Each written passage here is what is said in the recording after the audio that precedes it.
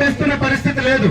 దాంతో పాటు హైదరాబాద్ లో మహాలక్ష్మి స్కీమ్ కింద ఆర్టీసీ ఫ్రీ ఆడవాళ్లకు అని చెప్పేసి ఆ యొక్క పథకాన్ని అమలు చేస్తున్న పరిస్థితి ఉంది.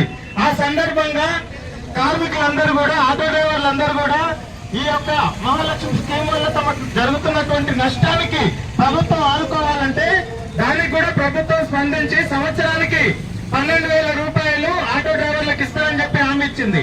ఇచ్చి 2 ఏళ్లు గడుస్తున్నాయి, ఇప్పటి వరకు కూడా దాన్ని అమలు చేస్తున్న పాపాన పోలేదు.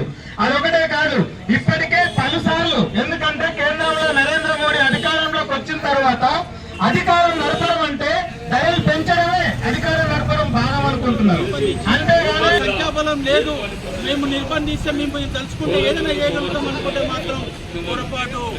రేపు ఖచ్చితంగా ఇదే కార్మికుడు కన్నెర చేస్తే, గతంలో ఇదే ఇందిరా పార్క్ దగ్గర కేటీఆర్ గారు చెప్పిండ్రు, మీ డ్రైవర్ కార్మికుల వల్లనే, మీ డ్రైవర్ సంఘాల వల్లనే మా టీఆర్ఎస్ ప్రభుత్వం పోయింది. ఈసారి కాంగ్రెస్ ప్రభుత్వానికి కూడా అదే గట్టి పట్టబోతుంది.